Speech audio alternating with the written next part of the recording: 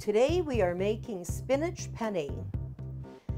So after we go through it, you will decide how you want to personalize it for yourself. But this is just a basic reference on what goes into it for the time being. So let's melt some butter. A 1/4 cup or so makes it nice. So what we're going to do is put some flour in with it to just carefully make a roux. And this will be the basis for our sauce.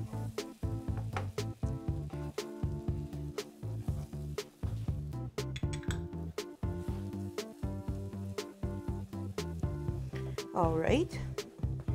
As soon as you feel that your flour is cooked, and flour does work better for this than cornstarch. So as soon as you see that it's cooked, it looks good, add your minced garlic, and the jarred stuff is just fine. You can mince your own, or it's very acceptable to use that really nice stuff in the store in a jar already done. Now let's add some spinach. It can be fresh cut or frozen. For this recipe, actually, for the texture and the moisture, I prefer the frozen spinach. And it's got really great color too. Easier to work with. Because you would need probably a good 1/4 cup of spinach. Quite a lot of spinach to make 2 cups. Whereas frozen, it's a little easier to work with. So as soon as that's sort of mixed together and heated through, then we're going to add mozzarella or Parmesan cheese, whatever you prefer. In this case, it's mozzarella. So with the heat, just on medium, begin to add your mozzarella.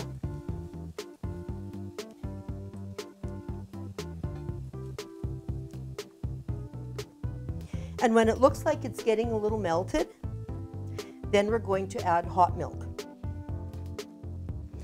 And then we're adding, in this case, about 1/2 cup of cilantro. If you like cilantro, this is really great with the flavors here. It goes nice with the garlic. So let's turn this up a little bit. And of course, your regular stove will probably have a little bit more consistent heating. So we're just melting our cheese a little bit.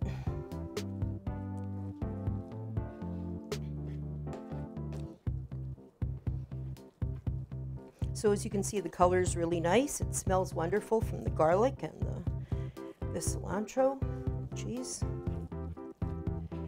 Make sure there's no lumps. And it's just slowly melting.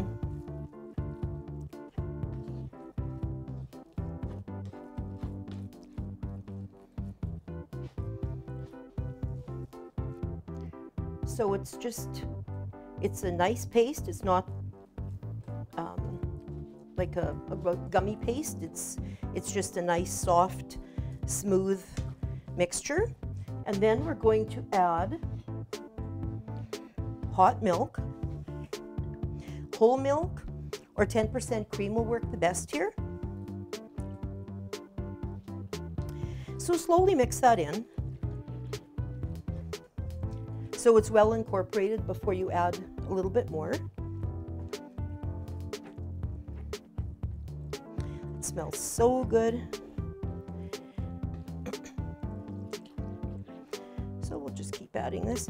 And at this point, let's add about a tablespoon or so of onion powder.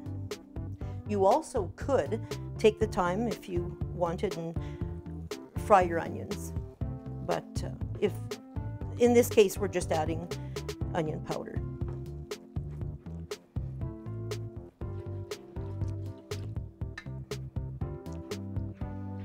So it's incorporating very nicely.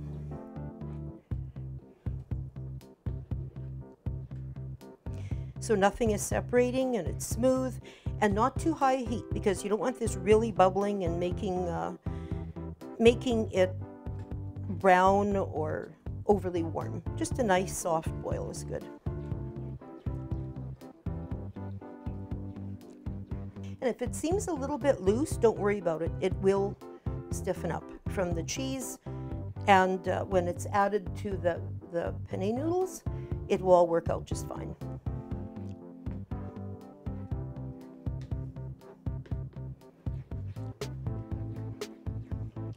There we go.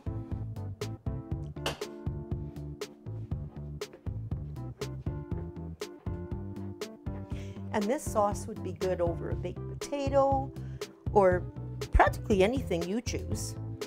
In this case, we're doing a more traditional.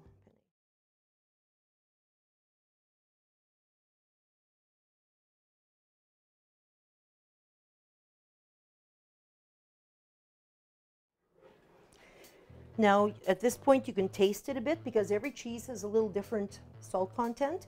So taste it, see how you like it. I'm going to add a little bit of salt. Turn down the heat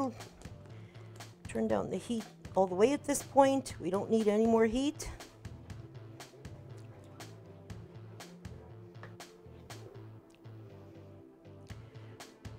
Okay, so we'll add your noodles to a casserole dish.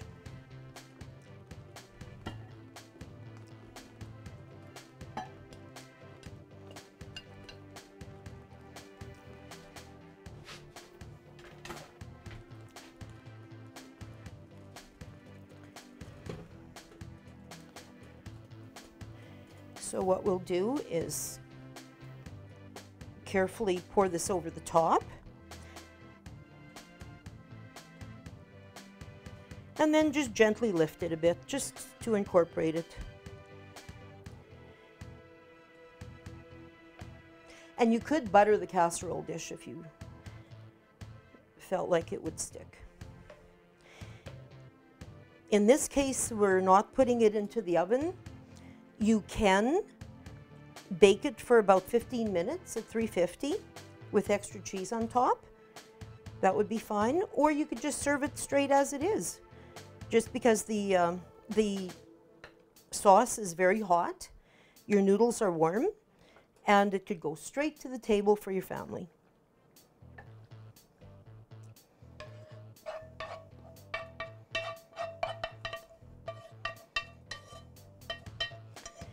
There.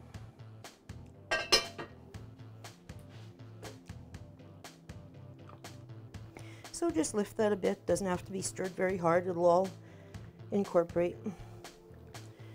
So just a slight lifting.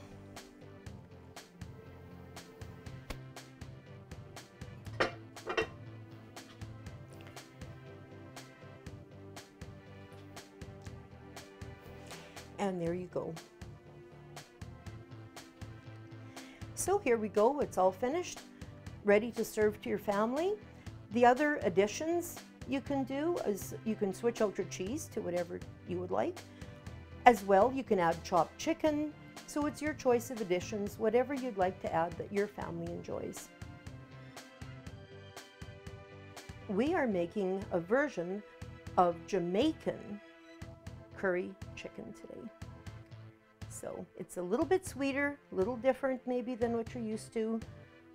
If you're Jamaican, this is my version, so I'm sure you could do it better, but let's just get into it and we're gonna make a tasty meal anyway.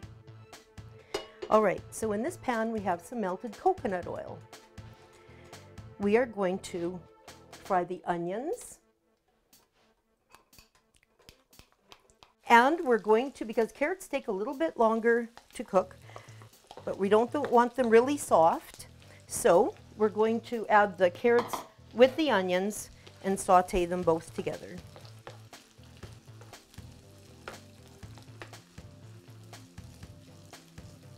At this point, we can add a little salt.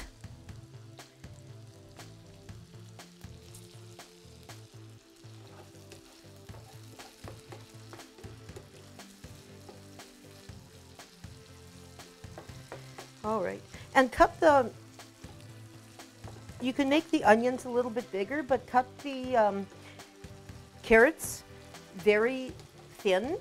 Matchstick is the best, or really thin slices, because it just goes quicker and you get more of different vegetables in every bite. We're not making stew, in other words. And the matchstick looks so pretty.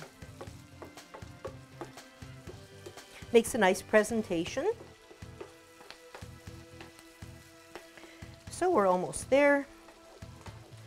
The coconut oil makes such a nice flavor with the curry.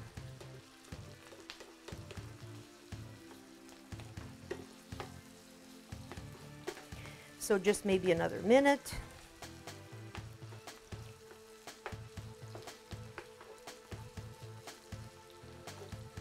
My chicken is pre-cooked, but that we're using today.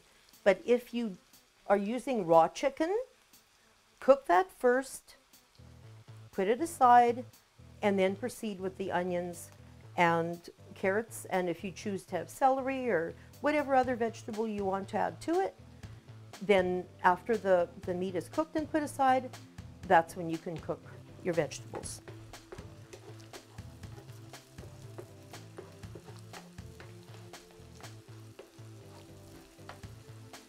Okay, we're going to add a little garlic. This is minced garlic. You can add freshly cut garlic or even garlic powder if you don't have. Feel free to substitute anything that works and isn't going to make a difference in your texture and your presentation. Go ahead and feel free to substitute.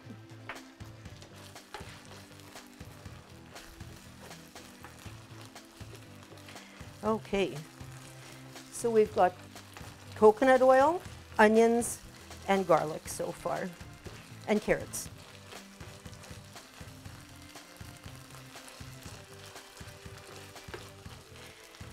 Now, this is curry powder, and it's always good to give a little fry to your spices. It opens them up, gives a better value to the flavor.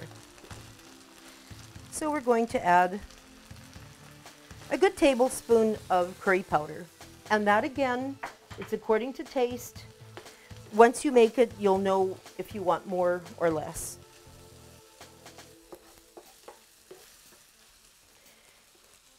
Let's add 2 teaspoons of paprika.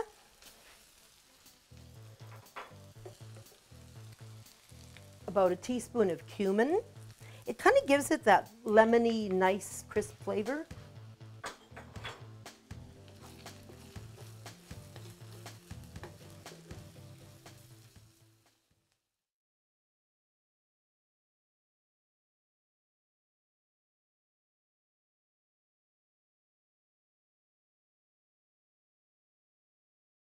We could add a little bit of hot. Now you could add cayenne, you could add your chili peppers, a little bit of whatever you decide for your heat.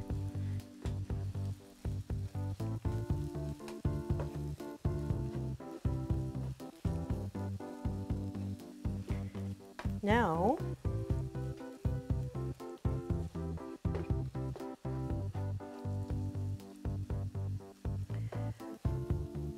this is a little bit of cornstarch, and we're going to mix a bit of water with it, and it'll be ready for the end. So just stir that together while this is cooking.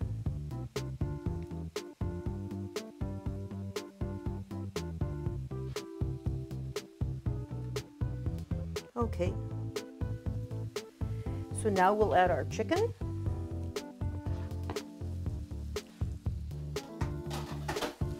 And a little bit of brown sugar, about a teaspoon, a little bit more.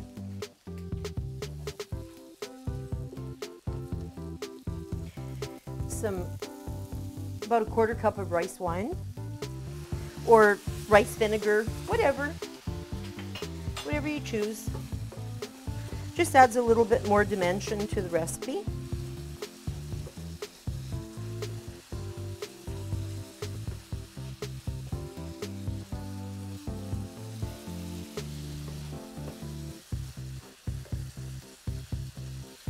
We'll add about a cup of mango.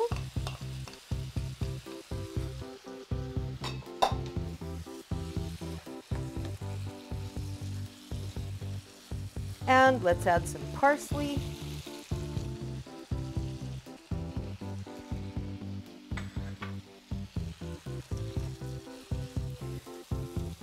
The rest of our water. There was about 3/4 of a cup to begin with.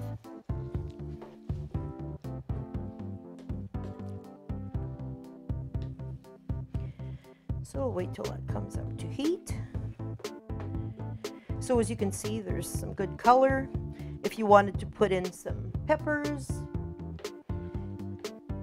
mushrooms, whatever you want.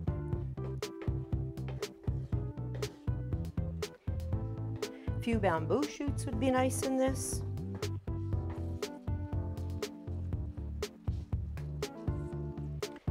Okay. Now let's add the cornstarch mixture. About a tablespoon of cornstarch to just enough water so that it's thickened without it being lumpy. If you add too little water, you get a noodle mixed in with it. So just enough water that it stirs in nice.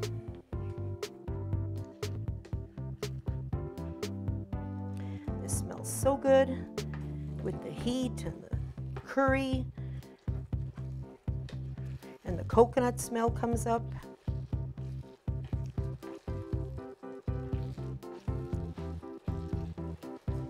And now that it's all warm, let's add a little bit of, you could add sour cream, you could add coconut cream.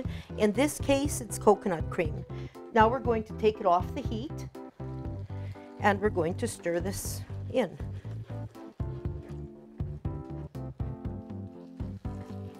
This is a very nice consistency. The coconut cream is just super. We're using very thick coconut cream. You could add coconut milk too, if you want it a little bit less rich. The stuff in the can is very thick, and then it has the water at the bottom. If you want to stir it up or just use the top that's really thick, you can do that too. In this case, I use the really thick one. Okay. So it's stirring in there nice.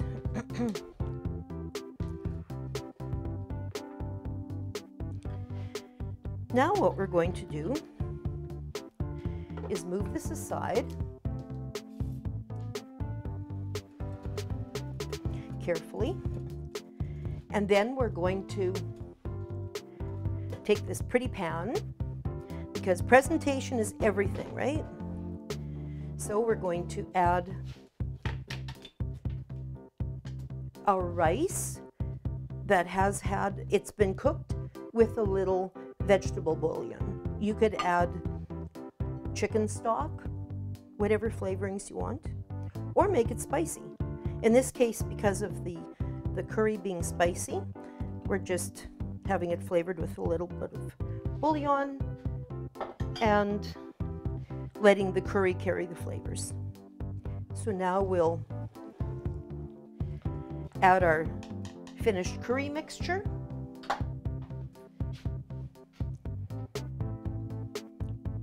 Then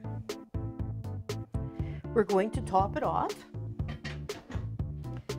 with a little black sesames. And dinner is served.